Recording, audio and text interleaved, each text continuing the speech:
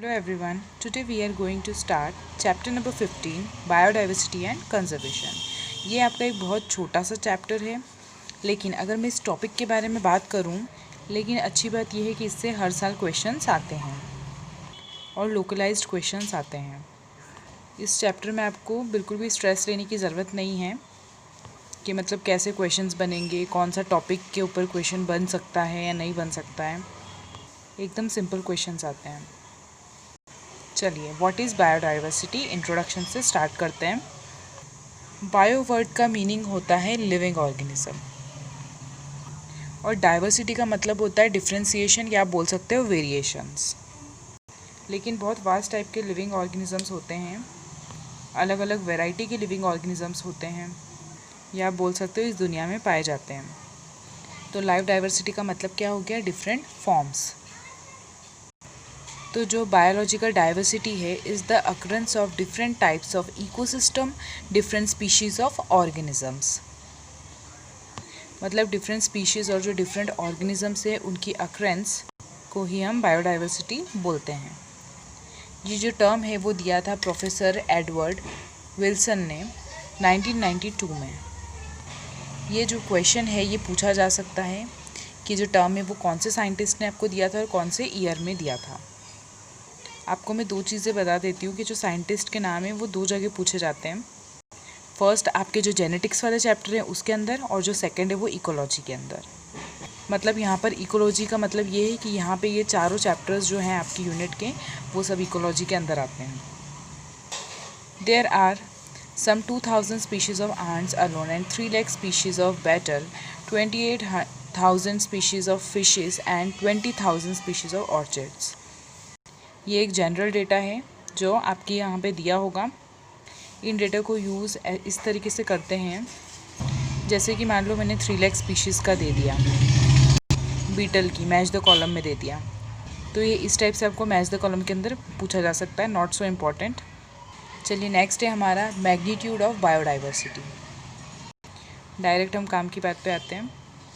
तो यहाँ पर मैग्नीट्यूड का मतलब ये है कि कितनी बायोडाइवर्सिटी यहाँ पर हमारी दुनिया में पाई जाती है। अगर इजी वे में बोला जाए तो कितनी टाइप की स्पीशीज़ पाई जाती हैं या कितने टाइप के वेरिएबल ऑर्गेनिजम्स पाए जा रहे हैं, तो ये हमें देखना है। एक IUCN करके एक संस्थान है, ये चालू हुआ था 2004, has put the total number of known plants and animal species of slightly more than 1.5 millions। जो total number of known plants and animal species हैं जो उन्होंने प्रेडिक्ट किया था, जो मोर देन 1.5 मिलियन बोला गया था, जिसमें से हायर प्लांट्स की अगर हम बात करें तो 2,70,000, वर्टिब्रेट्स की बात करें तो 53,239, इंसेक्ट की बात करें तो 1,25,000, फंजाई की बात करें तो 72,000, मोलस्कस की बात करें तो 70,000। इसी टाइप से जो डेटा है ये आपको पढ़ना पड़ेगा। इस पूरे चैप्टर के अंदर आपका डेटा का ही खेल है, या बोल सकते हो डेटा के बारे में ही आपको पढ़ना है। काफ़ी सारे ऐसी जगह हैं जहाँ पर कॉन्सेप्ट्स की बात भी आएंगी, जहाँ पे हम आपको कॉन्सेप्ट्स बता देंगे। नॉन स्पीशीज़ के बारे में बात करें इंडिया में तो 1,42,000 या रफली 8.1% टोटल जो इंडिया का है, यहाँ पर जो स्पीशीज़ हैं, डाइवर्सिटी है, उसके अंदर कंट्रीब्यूशन है इंडिया का। जो वर्ल्ड की स्पीशीज़ हैं, डाइवर्सिटी है, उसमें 8.1% रफली कंट्रीब्यूशन है इंडिया का। जबकि इंडिया की जो लैंड है, जो ज़मीन है, वो वर्ल्ड के कंपैरिजन में 2.14% ही है। इस हिसाब से अगर देखा जाए तो इंडिया भी एक बहुत ज़्यादा species diversity and species richness वाली कंट्री है। Now next, India with about 45,000 species in plants as twice as many species of animals is one of the 17 mega diversity of the world। जो India है वो 17 mega diversity zone, यानी कि दुनिया में अगर मैं मैप पर रखूं तो 17 ऐसी जगह है जहाँ पर बहुत ज़्यादा हाई बायोडाइवर्सिटी देखी गई है, तो वहाँ पर 17 पोजीशन इंडिया की आती है। Now next, Professor Robert may place the number at 7 million It seems to be more conservative and scientifically sound estimate. जो प्रोफेसर रॉबर्ट मे है, इनका जो कैलकुलेशन है, दुनिया में 7 मिलियन स्पीशीज़ हैं। ये जो कैलकुलेशन है ये भी आपसे काफ़ी बार पूछा गया है, मार्क कर लो, आपकी बुक में भी दे रखा है। डायरेक्ट नाम पूछते हैं साइंटिस्ट का। जो रॉबर्ट मे है, इन्होंने जो नंबर दिया था सबसे एक्यूरेट माना जाता है ये 7 मिलियन, मतलब कि हाँ इसी के आसपास स्पीशीज़ डाइवर्सिटी प्रेजेंट है। Now magnitude of biodiversity. अगर मैं बात करूँ इतनी सारी बायोडाइवर्सिटी की, जो प्लांट्स की वैरायटी है वो बहुत सारे टाइप्स की होगी, जो एनिमल की वैरायटी है वो भी बहुत सारे टाइप्स की होगी। अब एनिमल्स के अंदर जो डोमिनेंस है लगभग 70% या उससे ज़्यादा जो हैं, वो एक्चुअल में जो पूरी डाइवर्सिटी है उसकी बात चल रही है। अंडरस्टैंड?